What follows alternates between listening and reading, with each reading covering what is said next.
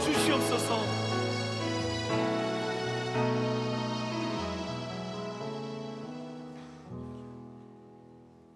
다 함께 오늘 받을 은혜를 사모하며 찬송가 88장 찬양하겠습니다.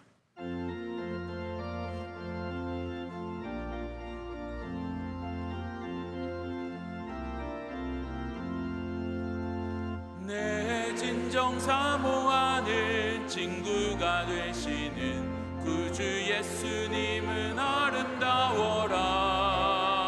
산 밑에 백합화요 빛나는 새벽별 주님 영원할 길 아주 없도다. 내 맘이 아플 적에 큰 위로 되시며 나 외로울 때 좋은 친구라. 주는 저 산 밑에 백합 빛나는 새벽별 이 땅 위에 비길 것이 없도다. 내 맘의 모든 염려 이 세상 고락도 주님 항상 같이 하여 주시고, 시험을 당할 때에 악마의 계교를 즉시 물리치사 나를 지키네. 온 세상 날 버려도 주 예수 안 버려 끝까지 나를 돌아보시니. 주는 저 산 밑에 백합 빛나는 새벽별 이 땅 위에 비길 것이 없도다. 내 맘을 다하여서 주님을 따르면 길이 길이 나를 사랑하리니. 물불이 두렵지 않고 장검도 겁없네. 주는 높은 산성 내 방패시라. 내 영혼 먹이시는 그 은혜 누리고 나 친히 주를 뵙기 원하네. 주는 저 산 밑에 백합 빛나는 새벽별 이 땅 위에 비길 것이 없도다.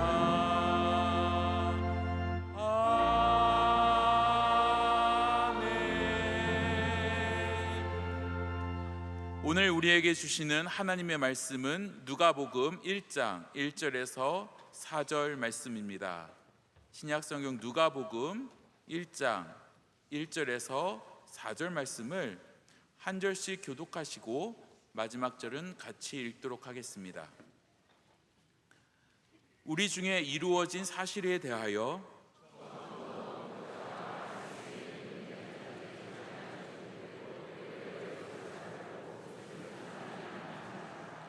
그 모든 일을 근원부터 자세히 미루어 살핀 나도 데오빌러 각하에게 차례대로 써보내는 것이 좋은 줄 알았노니 이는 각하가 알고 있는 바를 더 확실하게 하려 함이로라. 아멘.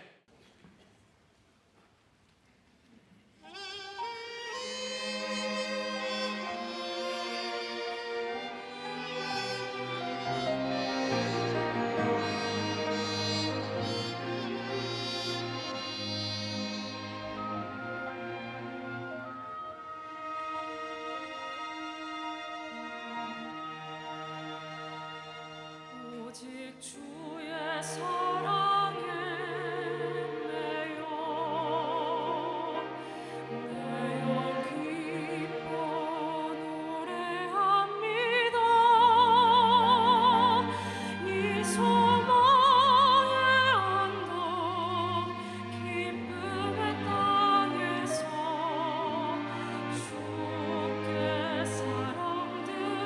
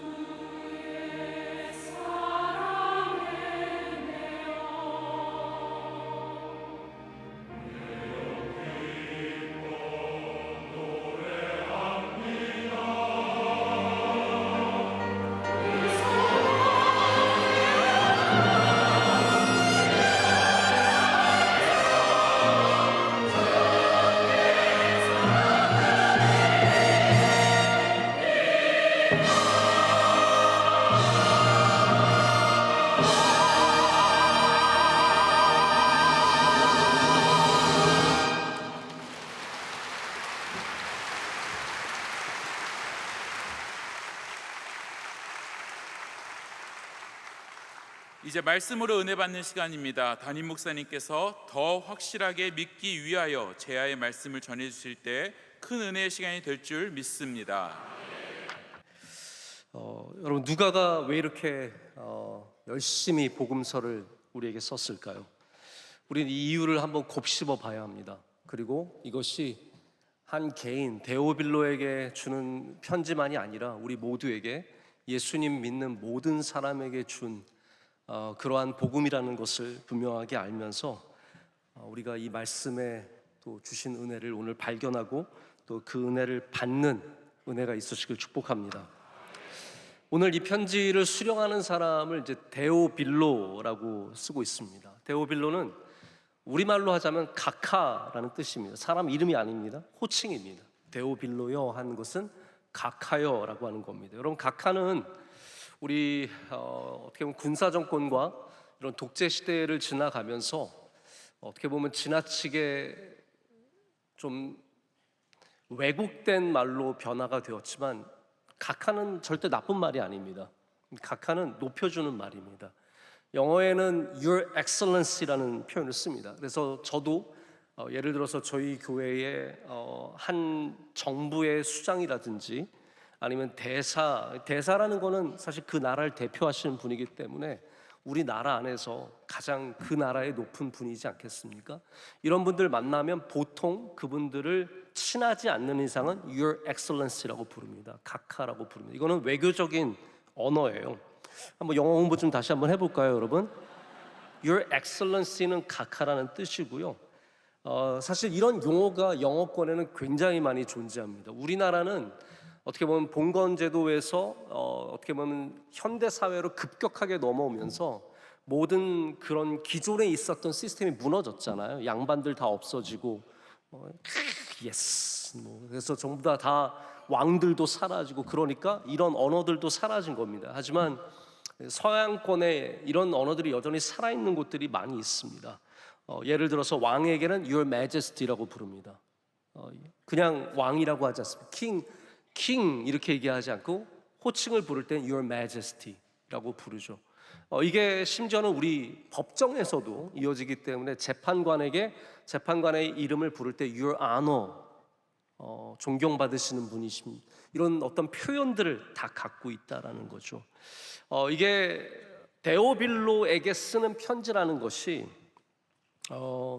두 가지를 생각해 볼 수 있습니다. 첫 번째로는 정말로 각하, 아주 고귀한 분에게 직접 드리기 위해서 쓴 편지일 수 있습니다. 그럴 가능성이 굉장히 크죠. 왜냐하면 사도행전에도 이 데오빌로가 등장합니다.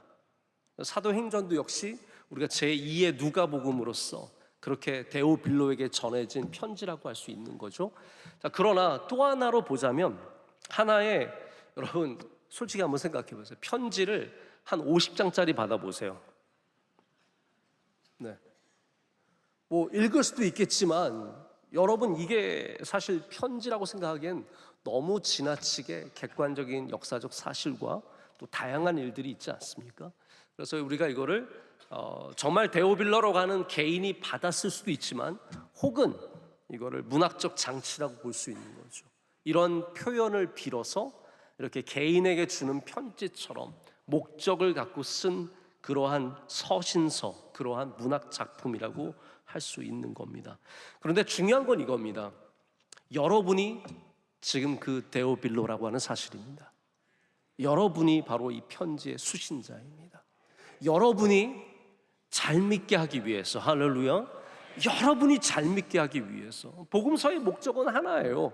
내가 얼마나 많이 알고 있는지를 자랑하는 것도 아니고, 이 편지를 뭐 더 많은 사람이 읽어서 내가 베스트셀러 작가가 되게 하는 것도 아니고, 이 편지를 읽는 모든 사람들이, 이 작품을 읽는 모든 사람들이 예수님 잘 믿기를 원하는 겁니다. 여러분, 우리 예배도 똑같은 거 아니겠습니까? 우리가 오늘 찬양도 너무 아름다운 찬양을 듣고 또 일찍 오셔서 여러분 찬양하시고 기도하시고 이 많은 것들이 있었는데, 여러분 이 모든 것들의 결과물은 무엇일까요? 우리 더 예수님 잘 믿어야 되는 겁니다. 여러분이 예수님을 잘 믿을 때 하나님은 영광 받으십니다. 여러분이 예수님을 살아갈 때 하나님은 영광 받으십니다. 예수님 찬양하면서 기뻐할 때 하나님은 그 가운데 가장 흡양하시고 기쁨을 얻으십니다. 그래서 이 예배는 예수님 잘 믿게 되는 귀한 은혜가 되는 것입니다. 베드로가 뭐라고 그랬습니까? 우리가 다 하나님 앞에서는 백성이고 거룩한 제사장이고 하나님의 거룩한 백성이라는 거예요. 여러분, 그런 의미에서는 여러분이 바로 데오빌로 카카입니다. 카카. 네. 우리 옆에 분들 한번 카카 한번 불러주세요. 카카. 네. 기분 나쁘셔도 부르시면 됩니다. 자, 그러면 누가복음이 갖고 있는 은혜가 무엇일까요? 오늘 1절부터 4절까지 누가는 이 편지를 어떻게 쓰게 되었는지 방법론을 쓰고 있어요. 제가 요즘에 논문으로 따지자면 이 논문 괜찮은 논문입니다. 왜냐하면 모든 논문은 앞에 내가 어떤 방법론을 갖고 있는지를 기술해야 합니다. 저도 논문 쓸 때 이 방법론 때문에 굉장히 오랜 시간 힘들었습니다. 어떤 방법론을 택할 것인가. 그러다가 이제 찾게 되어서 하나의 활로가 뚫리고 문이 열리고 한 단계 넘어서게 되고, 그러면서 이제 논문을 계속 전진해 나갈 수 있었습니다. 오늘 이 앞에 적혀 있는 부분들이 바로 누가가 이 복음서를 어떻게 기술하고 있는지를 우리에게 알려줍니다. 근데 여기에 은혜가 있어요. 자, 이거는 좀 저와 여러분이 다를 수 있는데, 저 같은 경우에는 제가 제일 은혜 받는 책들이 뭐냐면 신학서적입니다.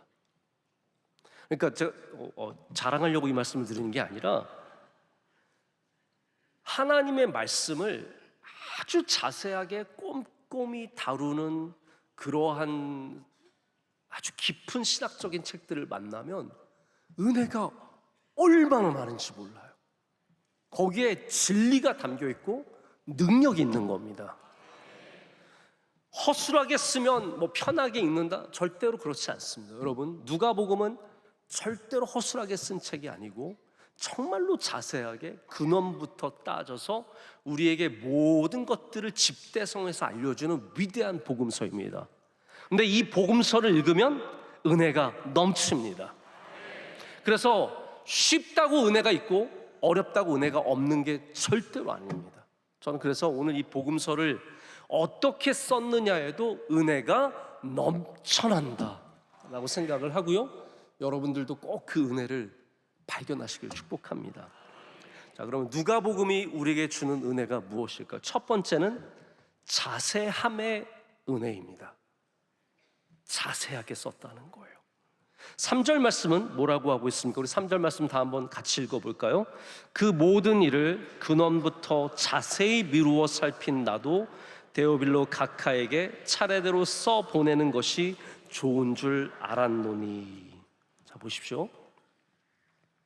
자세히라고 쓰고 있습니다. 대충이 아닙니다. 어쩔 수 없이가 아닙니다. 자세하게 기록하고 있다라고 말합니다. 자, 여러분 좀 여기에 참고하셔야 될 게 있습니다. 뭐냐 하면 누가는 복음서 저자 중에서 2세대에 해당합니다. 자, 여러분 그냥 생각해 보세요. 상식적으로 예수님께서 살아계실 때 예수님을 본 사람이 있었어요? 없었어요? 있었습니다. 예수님의 음성을 들은 사람 있어요? 없어요? 있었습니다. 예수님의 기적을 본 사람 있었습니다. 예수님의 부활을 경험한 사람 있었습니다. 자, 이 모든 예수님이 살아계실 때 그 일들을 보고 예수님의 부활까지 경험한 제자들, 사도들, 그 가운데 1세대 복음서 저술가들이 있습니다. 이분들의 책이 다 마태, 마가, 누가, 요한이라고 할 수는 없습니다. 왜냐하면 예수님의 이야기를 한두 명이 썼겠습니까? 그렇잖아요. 예수님의 이야기에 대해서 떠도는 이야기도 어마어마하게 많은 거예요. 여러분, 우리 누가한테 진짜 고마워해야 돼요. 왜냐하면 수많은 사람들이 나 예수님 만났어, 예수님이 나한테 이런 말 했어, 내가 예수님 봤는데 이런 기적이 있었어, 예수님 따라다녔는데 이렇게 우리가 얻어먹었어, 뭐 그때 12광주리가 나갔어, 그때 우리가 잔디 위에 앉았어, 이 수많은 얘기가 있을 텐데 그거를 다 모아서 그 가운데 철저하게 조사해서 이것들이 역사적인 사실성을 갖고 있는지, 그리고 하나님의 뜻이 이 안에 있는지를 누가가 철저하게, 오늘 말씀 자세히예요, 자세히 그것들을 살펴서 쓰게 된 것이 바로 이 누가복음이라는 겁니다. 예수님의 복음을 파편적으로 알고 있는 사람들도 있었을 것이고, 또 기록이 되었더라도 종합적으로 기록되지 않은 아주 짧은 그러한 문서들도 분명히 존재했을 겁니다. 그냥 상상해 보시라는 거예요. 제가 정확하게 모르겠지만 분명히 그럴 만한 가능성들이 많이 있습니다. 신학적으로 있습니다. 그것이 2절이 설명하는 상황입니다. 우리 2절로 한번 다시 돌아가 볼게요. 뭐라고 말하냐면, 처음부터 목격자와, 아까 말씀드렸죠, 본 사람이 있다니까요. 말씀의 일꾼 되자들, 그들 가운데 내가 한번 이 예수님의 일생을 좀 써봐야지, 이런 사람들이 다 있다는 겁니다. 전하여 준 그대로 내력을 저술하려고 붓을 든 사람이 많은지라. 자, 여러분, 자꾸 상상의 나래를 한번 펼쳐보세요. 도와주세요. 여기 예수님의 복음 이 사역에 대해서 쓰고 싶은 사람이 적었어요? 많았어요? 많았다라고 적고 있어요. 그만큼 바깥에는 이러한 정보들이 떠돌아다니고 있었다는 겁니다. 그런데 누가는, 하나님께서 이 누가라는 사람을 특별히 택하셨어요. 왜냐하면 누가만큼 역사를 제대로 기술할 만한 사람이 없었던 거예요. 여러분, 요한복음은 아시겠지만 순서가 굉장히 다릅니다. 요한복음의 순서가 따로 있어요. 누가는 철저하게 수많은 이거 제가 나중에 얘기해드리고 좀 아끼고 있었는데 좀 미리 말씀드릴게요. 누가는 인터뷰를 하고 다녔습니다. 이걸 아셔야 돼요. 혈루병 걸린 여인 찾아갔어요. 수소문해서 찾아서 누가 나왔냐? 그랬더니 누가 수로보니게 여인, 수로보니 아니죠, 누가 나왔대요. 죄송합니다, 섞여서 말해가지고 그 여인이 나왔대요. 그래서 찾아가는 거예요. 정확하진 않습니다. 그러나 이게 누가의 기술 방식이라는 거, 방법론이라는 거예요. 철저하게 찾아가서 물어보는 거예요. 어떻게 됐냐? 내가 예수님을 따라가는데 예수님의 옷자락을 만졌어요. 그래? 어느 부분을 만졌어? 뭐 별걸 다 묻고 그러세요? 뭐 그러면서 얘기를 하는 거예요. 누가가 그거를 들으면서 많은 사람을 또 물어보는 거예요. 그 주변에서 본 사람들, 제자들 중에 본 사람들, 이런 수많은 사람들을 물어보면서 전체적으로 맞게 재구성하고 우리에게 시간의 때를 맞춰서 전해주는 복음서가 이 바로 누가복음이라는 겁니다.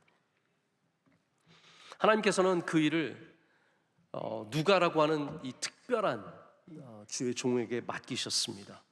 그리고 3절에 말하는 것처럼 근원부터예요. 예수님이 오시게 된 근원, 우리가 그걸 두 가지로 말할 수 있습니다. 여러분, 예수님이 오시게 된 근원의 첫 번째는 뭐냐면 역사적인 근원이에요. 예수님께서는 마리아로부터, 요셉으로부터 베들레헴에서 태어나셨습니다. 할렐루야. 믿으시면 아멘 하시기 바랍니다. 그런데 이건 역사적인 근원이지만 신학적인 근원은 뭐예요? 우리를 구원하시기 위해서 하나님께서 아들 독생자 예수 그리스도를 보내주신 거예요. 이게 충돌되지 않는 게 중요한 겁니다. 이 근원을 올바로 제대로 믿음으로 비춰볼 수 있는 사람이 누가였고, 그렇기 때문에 누가는 이 근원부터, 예수님의 오시는 사건부터 우리에게 전하게 되죠. 여러분, 우리가 복음을 파편적으로 알고 있는 것이 아니라 이렇게 예수님의 탄생부터 죽음까지 알고 있다는 것은 얼마나 큰 복인지 모릅니다. 제가 예전에 참 어려웠던 건 뭐냐면 저는 서울에 살고 있지만, 서울에 몇십 년을 살았지만, 혹시 여러분들도 그러신 분들 있으면, 저는 서울 촌놈입니다. 서울을 잘 몰라요. 제가 아는 동네는 명일동이에요. 저는 명일동도 사실은 제대로 몰라요. 저 명일동 사거리 가면 잘 모르겠더라고요. 명일동 사거리가 여기서 300m 정도밖에 안 되잖아요. 뭐 길어봤자 500m밖에 안 되는데, 저는 그 동네도 잘 몰라요. 저는 이 동네만 알아요. 이 동네. 그래서 예전에 지하철을 타고 다니면 이렇게 그 두더지가 나오는 것처럼 나와요. 그리고 세상을 보고 다시 들어가서 또 두더지가 나오는 것처럼 나와서 세상을 보는데, 이 모든 것이 파편적이에요. 어느 순간 운전을 하면서 지나가면서 여기가 거기야? 이렇게 연결되는 순간, 아, 서울이 이렇구나. 서울이 이렇게 생겼구나. 종로 옆에 을지로가 있고, 네? 아세요? 여러분 종로 옆에 을지로가 있는 거 아세요?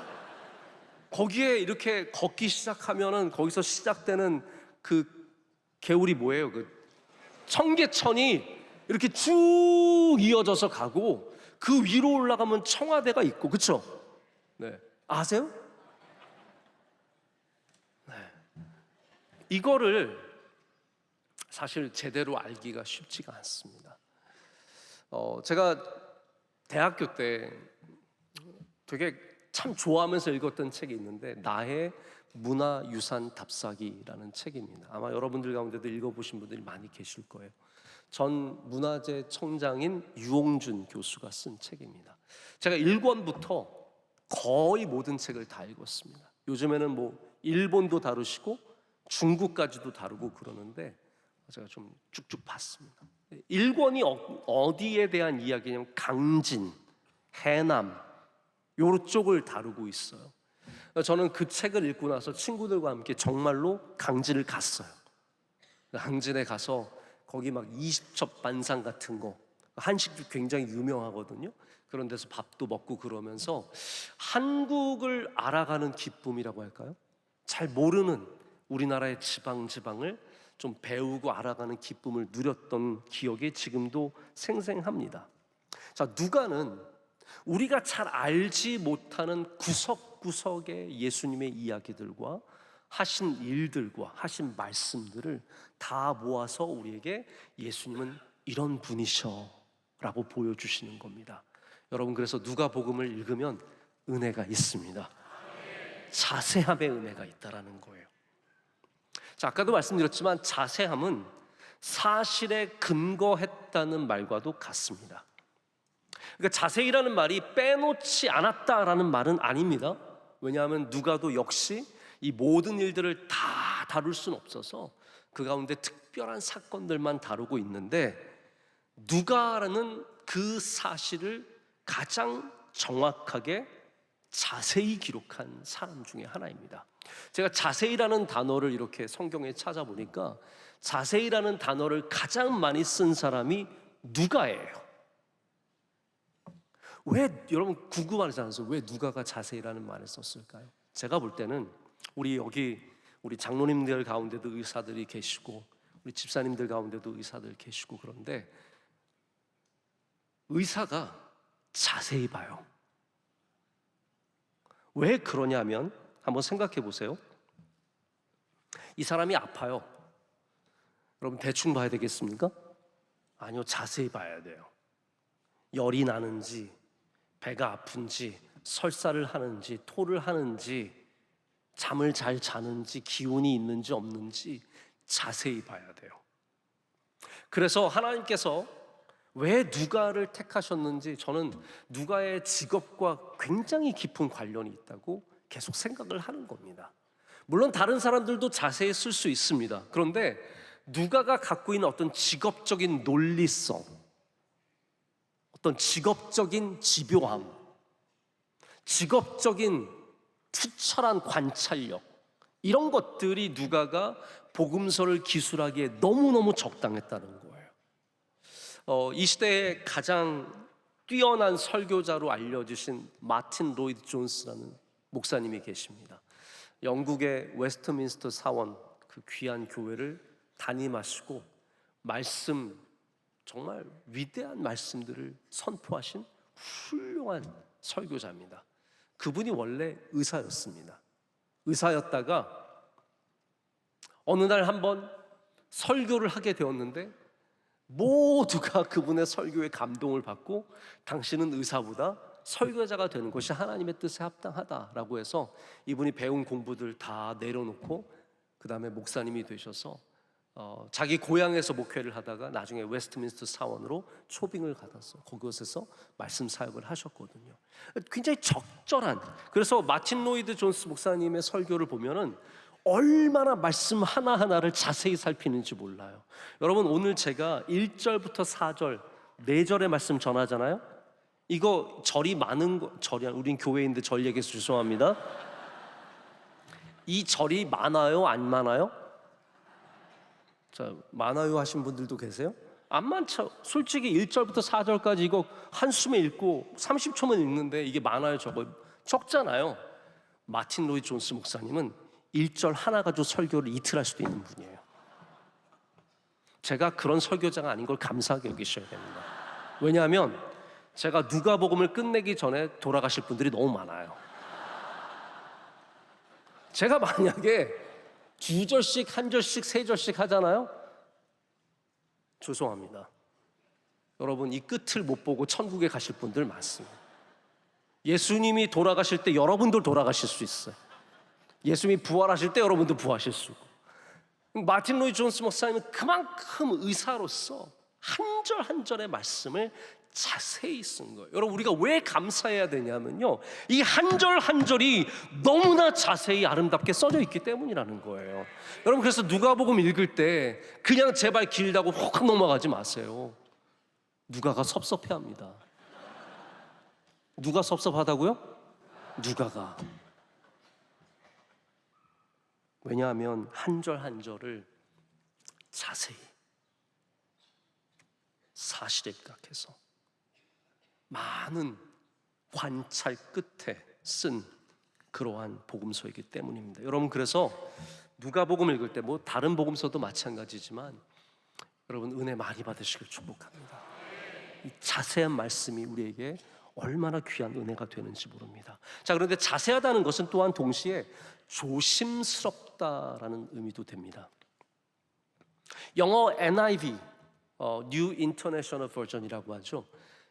영어 성경 NIV에는 이 자세히라는 말을 detail이라고 쓰지 않습니다. 뭐라고 쓰고 있냐면 carefully라고 쓰고 있습니다. carefully. 자, 여러분, carefully가 뭘까요? 조심스럽게라는 뜻이에요. 그렇죠? 여러분, 여기에도 확신이 없으시면 큰일 나시는 겁니다. carefully. 너 그거 가져와. carefully. 조심해서 가져와. 귀하게 여겨. 너 떨어뜨리지 마. be careful. 떨어뜨리지 마. 이거 계속 제가 설명해야 돼요? carefully라고 하는 단어에는 소중한 것을 다루는 마음이 담겨져 있습니다. 여러분, 저는 이 마음 여러분이 꼭 가지셨으면 좋겠어요. 복음은 소중합니다. 성경은 소중합니다. 하나님의 말씀은 소중합니다. 예수 그리스도의 복음은 소중합니다. 그 소중한 것을 소중한 것처럼 다룰 수 있는 사람이 말씀의 복을 받는 겁니다. 이거를 막 다루고 막 쓰고 함부로 해치는 것은 하나님께서 기뻐하시는 일이 아니라는 거예요. 누가는 그래서 예수 그리스도의 복음을 적을 때도 이것을 자세히 carefully 조심하면서 마음을 여기 하나하나 내가 정말 제대로 이 일을 감당하기 위해서 두려운 마음으로 감당했다는 겁니다. 자, 여기에 다시 제가 의사의 직업 정신을 한번 얘기해 볼게요. 외과 의사가 상처를 드러내어 돌보는 의사가 예를 들어서 함부로 그걸 막 다루면 어떻게 되겠어요? 아프죠. 우리 장로님 중에 이비인후과 하시는 장로님이 계세요. 제가 근데 장로님한테 제 코와 입을 맡겼을 때랑 여러분 혹시 코비드 우리 검사 받을 때 기억나세요? 벌써 전설 같은 이야기인데, 면봉을 가져와서 코비드 검사할 때 어떻게 했어요? 우리 뇌까지 집어넣잖아요. 그래서 액체가 묻어나오는 게 아니라 뇌가 묻어나오는 것 같은, 내 뇌인데 저거 내 뇌인 것 같은데, 분명히 내 뇌에 닿았던 것 같은데, 뭐 이런 느낌이 들잖아요. 그분들이 확실한 그 샘플을 얻기 위해서 우리나라는 지나쳐요. 네? 너무한 거예요. 직업 정신이 너무 투철한 거예요. 제가 미국 가서 해봤거든요. 코 주변에만 간지럽게 이래요. 근데 우리나라는 이런 게 아니라 이렇게 되죠. 죄송합니다. 제가 너무 정확하게 표현했죠. 네. 들어오는 순간 이게 막 미국은 요 코에서 왔다 갔다 하고 그냥 끝이거든요. 이 이야기를 너무 자세하게 얘기했는데, 근데 우리 장로님은 제가 코를 맡겨도 괜찮아요. 왜냐하면 조심스럽게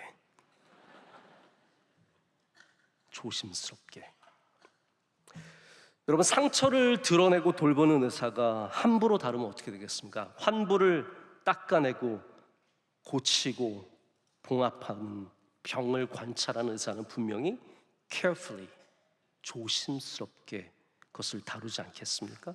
그럼 왜 조심스러울까요? 생명을 귀하게 여기기 때문에. 누가의 자세히라는 말에는 복음을 귀하게 여기는 자세가 들어있는 겁니다. 복음을 귀하게 여기기 때문에 이것을 조심스럽게 다루는 겁니다. 지금 누가가 예수 그리스도의 복음을 들고 그 복음을 해치려고 하는 칼잡이처럼 덤벼드는 것이 아니라, 이 복음을 헤쳐보고 들여다보고 사람들에게 이야기를 들어보고 인터뷰를 하고 고민하면서 이 복음이 어떻게 살아나게 할 것인가 성령 안에서 고민하며 조심스럽게 다루는 의사와 같은 겁니다. 이게 우리가 하나님의 말씀을 대해야 하는 태도입니다. 우리는 해쳐서 말씀을 해부해서 말씀을 죽이는, 예를 들어서 우리 시신을 뭐라 그러죠 이걸? 해부하는, 어탑시하는 그런 의사들이 있지 않습니까? 다 해쳐보는 거예요.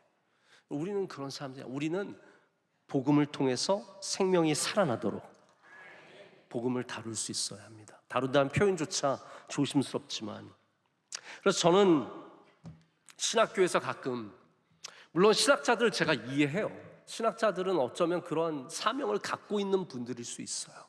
문학적으로, 역사적으로 여러 면으로 성경을 헤치면서 거기에 오류를 찾아내고 거기에서 충돌하는 부분을 찾아내고 그 시대 상황과 비춰보면서 무엇이 거짓인지 사실인지 들여다보는 분들이 있습니다. 실제로 그런 분들의 이야기를 들어보면 성경에 사실이 하나도 없어요. 다 전설이, 창조도 전설이고 아브라함은 없었던 사람이고 다윗은 가상의 인물이고 홍해를 건넜다, 홍해는 무릎밖에 안 오는 그러한 찰랑찰랑 거리는 그런 바다였다, 별의별 이야기를 다 만들어내지 않습니까? 여러분, 그러한 복음을, 그러한 말씀을 통해서 어떠한 생명이 살아날 수 있겠습니까? 여러분, 교회는 특별히 누가처럼 말씀을 조심스럽게 다뤄야 합니다. 말씀을 생명처럼 여기면서 귀하게 여길 줄 알아야 합니다. 그러면 여러분이 복을 받습니다. 여러분이 말씀을 대하는 태도가 하나님의 말씀으로 여기며 생명 같은 것으로 여기면서 들여다보면 여러분이 복을 받는 것이고, 이거 그냥 문학책이고 그냥 종이덩어리고 사람들이 만들어낸 이야기로 보면 여러분은 말씀을 통해서 복을 받을 수 없습니다. 여러분, 하나님의 말씀은 살아있으며 운동하는 힘이 있으며 지금도 역사하시는 줄로 믿습니다. 두 번째는 수고의 은혜입니다. 수고의 은혜. 첫 번째가 자세함의 은혜라면 두 번째는 수고의 은혜입니다. 마가가 이 복음서를 쓰기 위해서 정말로 수고했습니다. 저는 교회에 와서 많이 느끼는 게, 우리 명성교회 특별히 그렇습니다. 여러분, 교회마다 다 어떤 은혜가 있을 텐데 제가 우리 명성교회 와서 느끼는 건 뭐냐면, 항상 여기에는 수고함의 은혜가 있다 생각을 합니다. 오늘 찬양대 수고하셨죠? 네, 수고함의 은혜가 여기 있습니다. 우리 찬양팀 일찍 모여서 수고했죠? 네, 부끄러워하긴. 네,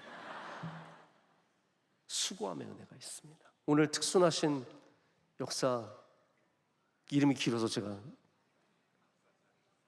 역사 박물 그쪽 위원회 수고 많이 하셨습니다. 이 적은 인원, 저는 적은 인원으로 특수는 좀 더 많이 하셨으면 좋겠어요. 너무 큰 인원만 안 하셔도 됩니다. 좀 적은 인원이 나와도 얼마나 은혜가 충만한지 모릅니다. 할렐루야, 할렐루야. 잘하셨습니다. 우리 명성교회는 수고함의 은혜가 있고 그 수고함의 은혜가 정말로 능력 있는 은혜입니다. 그 수고함의 은혜가 묻어있는 단어가 자세히 미루어 살폈다라는 단어입니다. 특별히 여기서 우리는 미루어 살폈다를 좀 주목해 볼 수 있어야 합니다. 여러분, 우리가 미루었다는 말은 보통은 무슨 우리 한국에서 어떤 말이냐면 약간 좀 더 불확실한 것을 대하는 태도 아닙니까? 미루어 짐작하는, 그렇죠? 뭐 잘 보이지 않는데 미루어 보는, 이제 이런 건 다 짐작에 해당하는 단어인데 추측에 가깝지만 이 미루어 살폈다는 단어는 원어적으로는 조사했다라는 단어예요. 뭐라고요? 조사했다.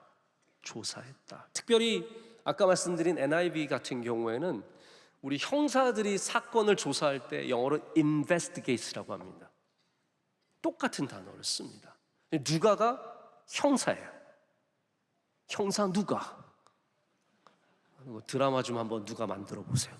형사예요, 형사. 그래서 이 사건을 제대로 파헤치기 위해서 지금 조사를 하고 있는 겁니다. 그것이 미루어 살폈다는 의미입니다. 어떤 번역은 followed이 뭐예요? 쫓아다니는 거예요. 누가가 이 복음서를 쓰기 위해서 얼마나 많은 곳을 탐방했겠으며 얼마나 많은 사람들을 만났겠으며 이 자료를 얼마나 많이 만들었겠습니까? 공감이 안 되세요? 막 이렇게 대충 들은 얘기 이렇게 쓴 것 같아요? 아니라는 거예요. 이거 한 이야기를 제대로 기술하기 위해서 예수님께서 오병이의 기적 일으킨 사건을 조사하기 위해서 정말 많은 사람들 만나보고 그들의 이야기를 들어보고 제자들의 이 이야기를 다 종합해서 이거를 하나하나 써가는 겁니다. 그것이 바로 미루어 살폈다라는 것입니다.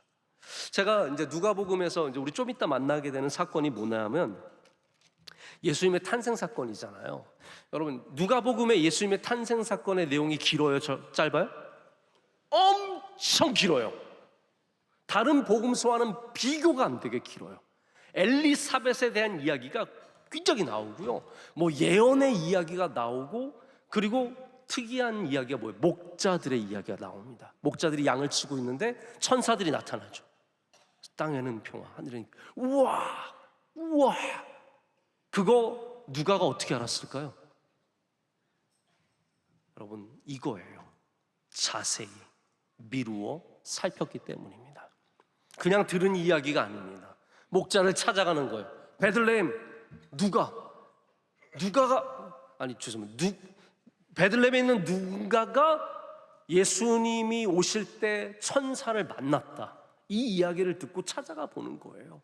그 사람의 이야기를 들어보는 겁니다. 천사 만났냐? 우리가 양을 치고 있었는데 큰 천사의 무리가 하늘이 환해지면서 그 천사들이 우리에게 그렇게 말했노라. 이런 이야기들을 계속 investigate, 조사하고 다니는 거예요. 말을 듣고 다니는 거예요. followed, 쫓아다니는 거예요. 이러한, 제가 보니까 누가가 선교여행을 잘할 수밖에 없어요. 바울을 끝까지 쫓아다니는 게 누가 아닙니까? 자, 여러분 이제 집중력이 떨어지신 것 같아요. 자, 저도 이제 금방 마칠 거예요. 조금만 협조를 해주세요. 저도 이거 쓰기 위해서 엄청 조사하고 생각했을 거 아니에요. 저도 좀 생각해 보시라는 거예요. 많이 주무셨잖아요. 이제 일어나세요. 눈은 뜨고 있는데 주무시는 분들이 많아요. 제가 이게 무슨 분이 눈을 맞췄는데, 그런 분들은 코에다 한번 면봉을 넣으세요. 뇌까지 한번 닫고 나오면 다시 정신이 바짝 드실 거니까.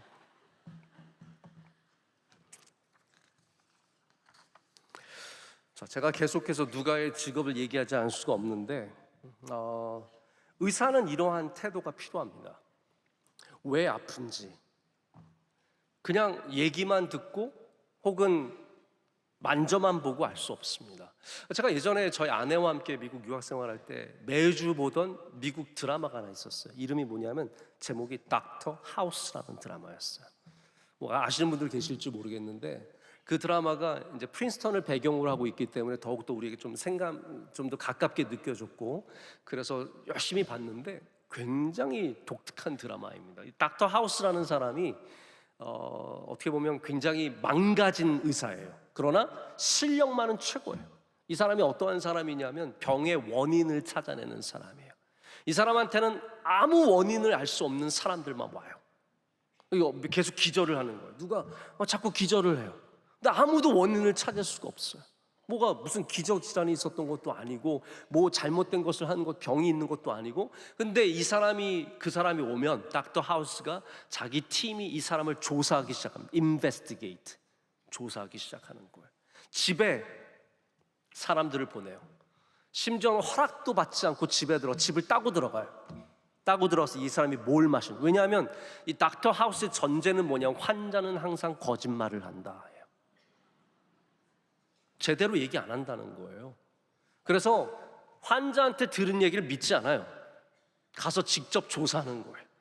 집을 따고 들어가서 저 술 안 마셔요 그러는데 막 위스키병이 쫙 있고, 네? 우리 집사님들 중에도 그렇죠? 네. 저 담배 안 펴요 그러는데 막 꽁초가 이만큼 쌓여 있고, 막 이런 거 조사를 하는 거예요. 그러다가 막 아무도 이유를 모르는데 알고 봤더니 이 사람이 몰래 자기 방에서 햄스터를 키우고 있었어요. 근데 진짜 이야기가 아니야. 그런 이야기들이라는 거예요.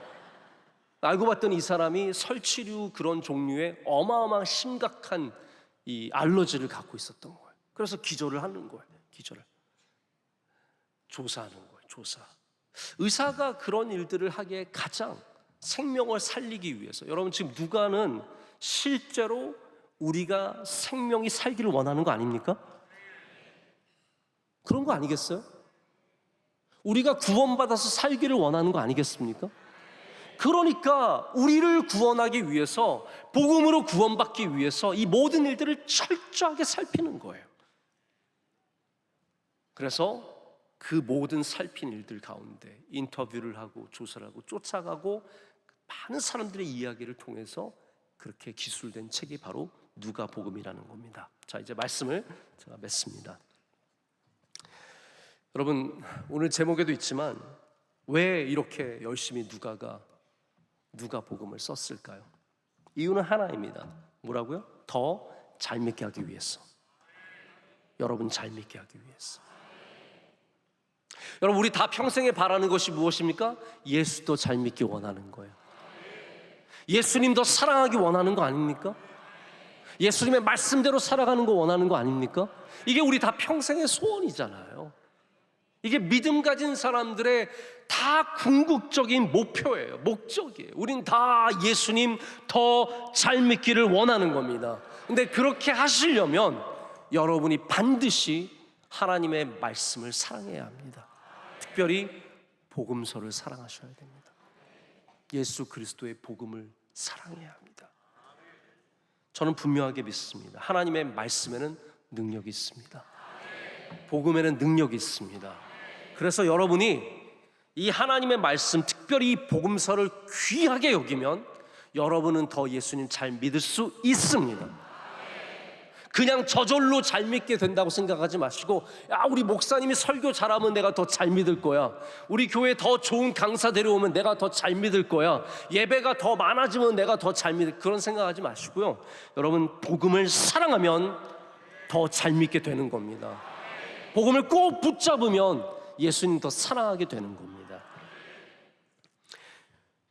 조정민 목사님이라고 계시죠. MBC에서 앵커도 하시고 또 미국에서 특파원도 하시고 그러다가 목사님이 되신 분이신데 이분의 이야기는 유명합니다. 자기 아내가 지금 사모님이 너무 교회를 열심히 나가니까 정말 미워 죽겠어가지고 이 정신 나간 사람들이 뭘 하나 새벽에 쫓아간 거예요. 아내를. 이 사람들 모여서 이상한 거 하는 거 아닌가. 새벽에 쫓아갔더니 그 예배 시간에 예배 드리면서 하나님께서 그 심령을 바로 치신 거예요. 그래서 예수님 믿게 되고, 근데 그분이 하나님의 말씀 읽으면서 놀라운 변화를 겪게 되는 거예요. 똑같은 비슷한 이야기가 이어령 선생님에게도 있는 겁니다. 여러분, 우리나라의 문학 쪽, 문과 쪽의 천재는 이어령 박사님이에요. 뭐 수많은 이과 쪽 천재들이 있지만 문과의 천재는 이어령 박사님인 거예요.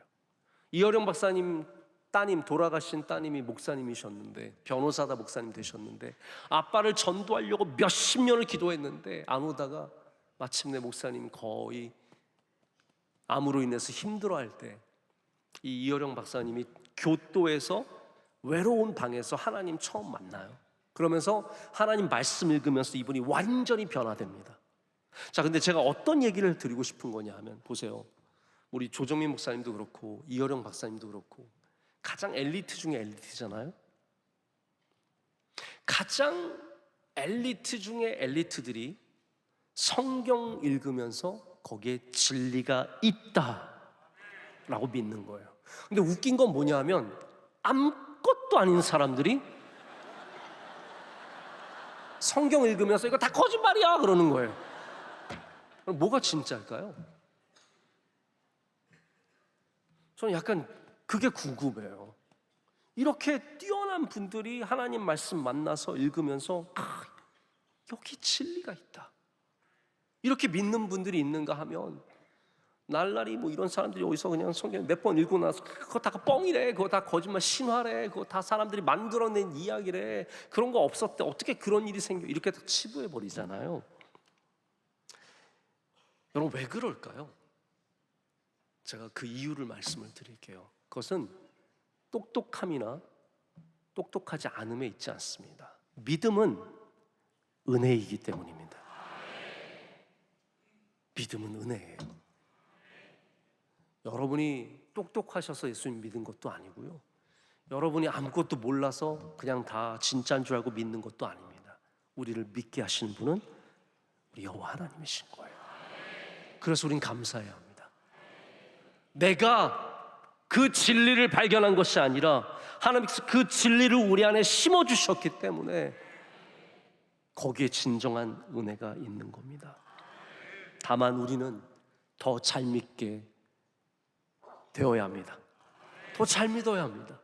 그러기 위해서 바로 이 귀한 복음의 말씀을 더욱더 붙잡고, 이 말씀 가운데 여러분 주님 만나는 그날까지 믿음이 더욱더 성숙해지시고 더 풍성해지신 은혜가 있으시기를 축복합니다. 우리 함께 찬양하고 기도하겠습니다. 이 가장 귀한 삶, 우리 함께 먼저 찬양하겠습니다.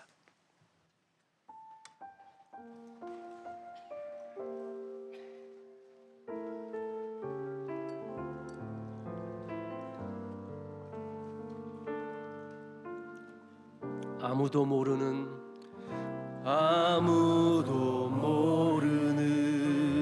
삶이라 하여도 스치듯 지나는 삶이라 하여도 후회하지 않고 오늘을 사는 것은 가장 귀한 삶을 알미라. 내가 꿈꾸는